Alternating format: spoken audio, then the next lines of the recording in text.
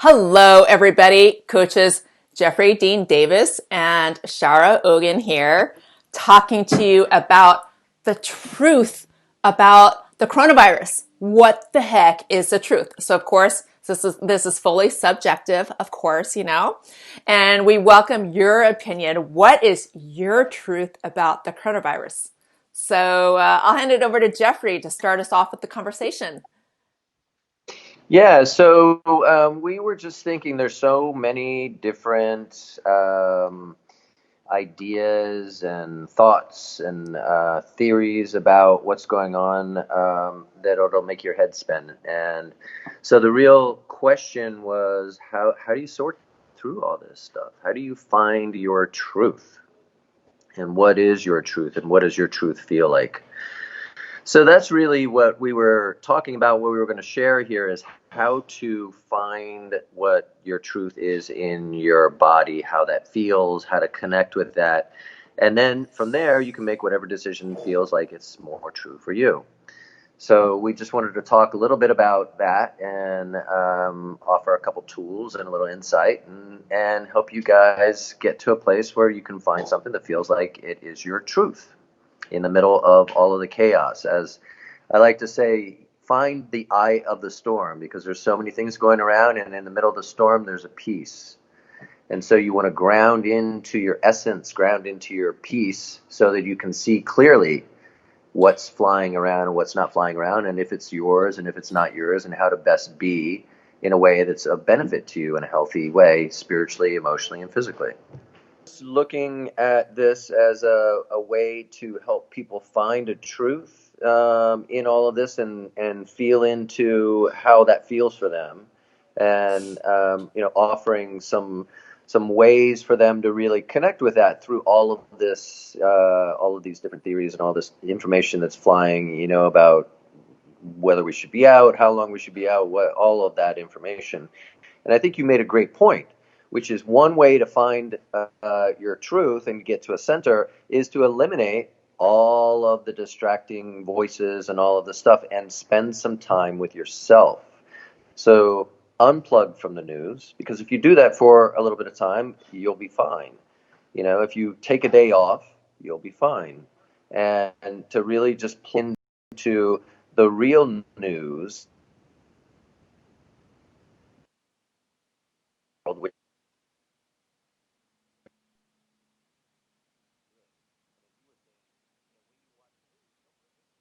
Exactly. So that impacts you. Yeah, it impacts you on a lot of levels. And so that's distracting. That'll take you away from what might be your truth of how you're feeling and what you should do in this particular time period. So I think that's great advice, taking some time away from media and sitting with yourself and being and feeling what's going on with you. Yeah. Super advice. So Yeah. go ahead. One of my biggest Yeah, no. go, Yeah, go ahead. One of my biggest truths around the coronavirus is that I'm acknowledging all the fear in the air. And that's one thing I've from day one. And so a lot of what is actually having people feel so uneasy is the unknowns, and then the reality of like the finances, and people don't like to be in the unknown. And the thing with fear is when people are in a state of fear, 50% of that so much of your energy goes towards your fight or flight, your sympathetic nervous system, running from the saber-toothed tiger. And what happens is then your energy is shunted off from the healing, the things that your proper flow of your blood, your exchange of oxygen, your exchange of proper digestion. Your digestion is one of the first things to go when we're in the fight or flight or the sympathetic response. So most importantly, it decreases your immune system. Your nervous system and your immune system work hand in hand. So when we're in a state of fear, our immune system is depleted, and then we're much more prone to getting the virus. The thing that attracts the virus to us more than anything is any viruses, not just this virus, is powerlessness and fear. That is where you become a magnet to it. Now, I'm not saying that I'm immune to getting the virus just because I don't have a lot of fear around it and I feel powerful.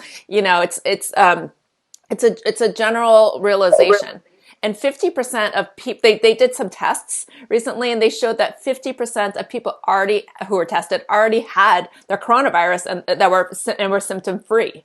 So that's the amazing thing. And so you just never know. I mean, the truth is there's so much in life to be afraid of. Anytime you get on a plane, I have a 2-year-old child, and last night I was thinking, gosh, so much could happen to her. There's so much fear I could have in my body. And so the thing about fear, it's where you put your attention, it attracts more and more fear. More and more thoughts go to wherever your one thought is.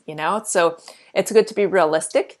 And it's good. I do a lot of, in my work as an intuitive coach, I do a lot of shadow work. So it's good to look at these areas of ourselves. But in general, to keep our eye on the target, I like to look at the glass is half full perspective in life. So, Mm. yeah, let's make this a little bit interactive. Who wants to share some of their truths about what they're thinking and what they're feeling about the coronavirus? And go ahead, Jeffrey, in the meantime.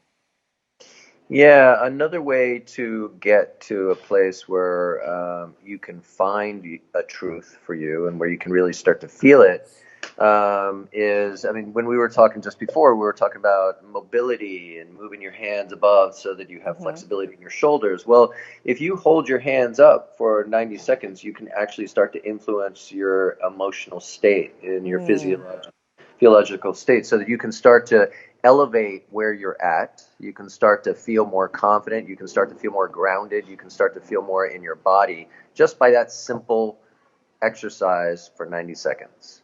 So that's a mm, simple, easy tool to help you get back into your body where the truth is for you, whatever that truth may be and whatever feels right. mm-hmm, mm, So that's an idea. And of mm-hmm, course, I'm a big fan of gratitude, which is a big mm-hmm, changer. And here's a tool to use for gratitude, which is it's called savoring.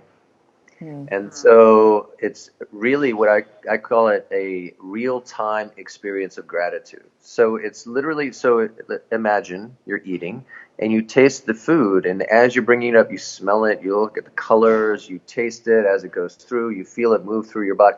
You're literally savoring that experience and shifting your state into a higher state of vibration, more positive in the expression of that on an emotional level, on a spiritual level, and on a physical level. So as mm-hmm, Shara was saying before, now you can start to digest, which the important part about that is you can start to get nutrition. mm, yeah. And so you can start to get the vitamins that'll protect your body, that'll help your body. So that's good. And also, it'll help you get back into a state of stability where you can feel your truth.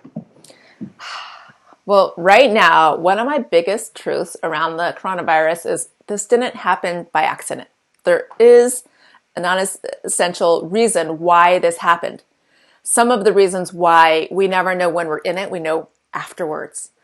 But my sense and my general sense is this is heading in the direction of sort of how we were post 9/11, which was where we were filled with love and we were filled with appreciation. And when I sit down and meditate and reflect, I could actually feel the changing tide in the consciousness. I feel people more like ready to intertwine, ready to immerse, ready to love, ready to be held, ready to connect at such a deeper level. Like when it's you really miss somebody, you haven't seen them for a long time and they moved off somewhere else. And then you just can't wait to see them again. You just can't wait to hold them, to see them, to share with them what's going on in their life and just that feeling of being with them. I feel like we all have a little bit of that within the collective consciousness.